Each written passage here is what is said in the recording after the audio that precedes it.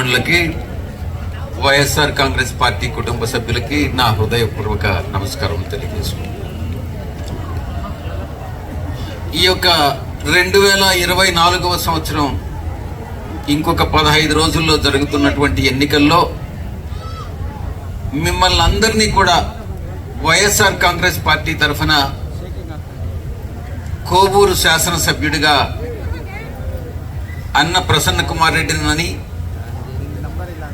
లోక్సభ సభ్యుడిగా నాకు మీ అమూల్యమైనటువంటి ఓటు వేయాల్సిందిగా నేను విజ్ఞప్తి చేసుకుంటా ఉన్నాను. ఇది అన్నగారు చెప్పినట్టుగా పెత్తందారులకి, పేదలకు, బడుగు బలహీన వర్గాలకి జరుగుతున్నటువంటి పోరాటం.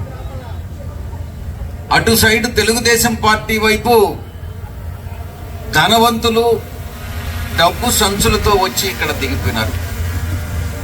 వేమిరెడ్డి గారు 1000 కోట్లు ఖర్చు పెడతారట. మీ యొక్క ప్రశాంత్ రెడ్డినా అశాంతి రెడ్డియో నాకు తెలియదు, కానీ 500 కోట్ల రూపాయలు ఖర్చు పెడతానని చెప్తా ఉంది. ప్రశాంతత తీసుకెళ్లిపోయి అశాంతత తీసుకొస్తుందేమో అన్నటువంటి భయం కూడా ఉంది. ప్రజలందరికీ కూడా ముఖ్యంగా కావాల్సింది పేదలకు, బడుగు వర్గాలకి, బలహీన వర్గాలకి ఇల్లు కావాలి, ఉండేదానికి ఇల్లు కావాలి, తినేదానికి ఆహారం కావాలి, మంచి విద్య కావాలి, వైద్యం కావాలి. ఇవన్నీ కూడా అందిస్తున్నటువంటిది శ్రీ జగన్మోహన్ రెడ్డి గారు. కనీస అవసరాలు ఏదైతే ఉన్నాయో అది గుర్తించి ప్రతి ఒక్కరికి కూడా, ఎవరైతే ధనవంతులో వాళ్ళు కాకుండా మిగతా అందరికీ కూడా అగ్రవర్ణాల్లో ఉన్నటువంటి పేదలకు కూడా న్యాయం చేసేటటువంటి వ్యక్తి శ్రీ జగన్మోహన్ రెడ్డి గారు. 5 సంవత్సరాల కాలం మంచి సుపరిపాలన అందించారు. రాబోయేటటువంటి 5 సంవత్సరాల కాలంలో మరింత మెరుగైనటువంటి పాలన అందిస్తారు. గత 5 సంవత్సరాల పాలన చూసిన తర్వాత మీకు గాని విశ్వాసం ఉంటే, మీకు గాని నమ్మకం ఉంటే, మరింత మెరుగైనటువంటి పరిపాలన అందిస్తామన్నటువంటి నమ్మకం ఉంటే మా అందరికైతే ఆ నమ్మకం ఉంది. అందరికీ, ప్రజలందరికీ కాదు, దేశంలో ప్రతి ఒక్క ముఖ్యమంత్రి కూడా ఈరోజు జగన్మోహన్ రెడ్డి గారిని అభినందిస్తా ఉన్నారు. అటు వాలంటరీ వ్యవస్థ అయితేనేమి, గ్రామ సచివాలయ వ్యవస్థ అయితేనేమి, పరిపాలనని గ్రామాలకు తీసుకొచ్చినటువంటి ఘనత, ఆ యొక్క పథకాలని ప్రతి ఒక్కరూ కూడా అభినందిస్తా ఉన్నారు.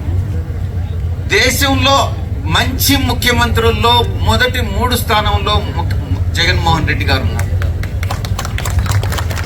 కాబట్టి మరొక్కసారి మీరందరూ కూడా అవకాశం ఇవ్వండి. 14 సంవత్సరాల చంద్రబాబు నాయుడు పరిపాలన మీరు చూశారు. ఏ రకంగా ఎన్నో జన్మభూమి పథకాలు అంటాడు. జన్మభూమి ఏమాత్రం కాదు, అది మరణభూమి పథకాలు లాంటివి పథకాలను ఆయన ఇవ్వడం.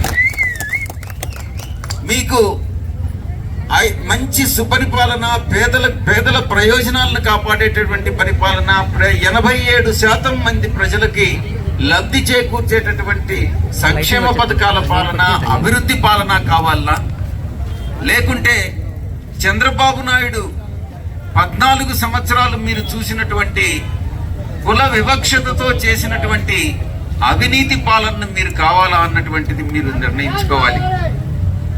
నేను ఒక్కటే చెప్తా ఉన్నా, ఇంచుమించుగా 1960వ సంవత్సరం నుంచి ఈ రోజు వరకు నిరంతరంగా రాజకీయాల్లో ఉండి ప్రజాసేవ చేస్తున్నటువంటి అన్న నల్లపురెడ్డి గారి కుటుంబం అంటే 60 సంవత్సరాలు, 6 దశాబ్దాల పాటు మీతో ఉన్నారు, మీతో కాలం గడుపుతా ఉన్నారు, మీ సమస్యలను పరిష్కరిస్తా ఉన్నారు. అటువంటి కుటుంబాన్ని మీరు కోరుకోవాలని నేను కోరుకుంటా ఉన్నా. ఎందుకంటే ప్రశాంత్ రెడ్డి ఈరోజు వస్తుంది, వేమిరెడ్డి ఈరోజు వస్తాడు, కానీ నెక్స్ట్ ఎలక్షన్స్కి వాళ్ళు మీద ఉండరు. తప్పకుండా తెలుగుదేశం పార్టీ ఓడిపోతుంది, వైఎస్ఆర్ కాంగ్రెస్ పార్టీ గెలుస్తుంది. ఆ తర్వాత ప్రభాకర్ రెడ్డి కనిపించడు, ప్రశాంత్ రెడ్డి కనిపించదు, మీకు అశాంతి కూడా ఉండదు అన్నటువంటి విషయాన్ని నేను తెలియజేసుకుంటా ఉన్నా. అన్నగారు చెప్పినట్టుగా మీరు ఆ దంపతులను కలవాలంటే, మీ సమస్యలు కానీ చెప్పుకోవాలంటే అది అసాధ్యం. అందుకే మీలో ఒక మనిషిగా ఉండేటటువంటి ప్రసన్న కుమార్ రెడ్డి గారిని నేను మీకు కూడా అన్నతో పాటు ఎప్పుడు కూడా ఎల్లవేళలా అందుబాటులో ఉంటానని సభాముఖంగా నేను తెలియజేసుకుంటా ఉన్నాను. దేశంలో కేంద్ర ప్రభుత్వంలో ఏ సమస్య ఉన్నా అది పార్లమెంటు సభ్యుడిగా నేను మీకు ఆంధ్ర రాష్ట్రంలో కానీ, ఇక్కడ అభివృద్ధి విషయంలో కానీ, సంక్షేమ పథకాల అమలు విషయంలో కానీ రాష్ట్ర ప్రభుత్వంతో ఏ సమస్య ఉన్నా కూడా ప్రసన్న కుమార్ రెడ్డి అన్న ఆ సమస్యను పరిష్కరిస్తారు అని మీకు సభాముఖంగా తెలియజేస్తున్నాను. ప్రజాప్రతినిధి అంటే, ప్రజానాయకుడు అంటే ప్రజలకు సేవ చేసి ప్రజల గుండెల్లో చిరస్థాయిగా నిలిచిపోయినటువంటి వాడే ప్రజానాయకుడు అవుతాడు, ప్రజాసేవకుడు అవుతాడు. అటువంటి కుటుంబమే నల్లపురెడ్డి కుటుంబం. నల్లపురెడ్డి కుటుంబం అంటే కోవూరు, కోవూరు అంటే నల్లపురెడ్డి కుటుంబం అన్నటువంటిది రుజువైంది. కాబట్టి మరొక్క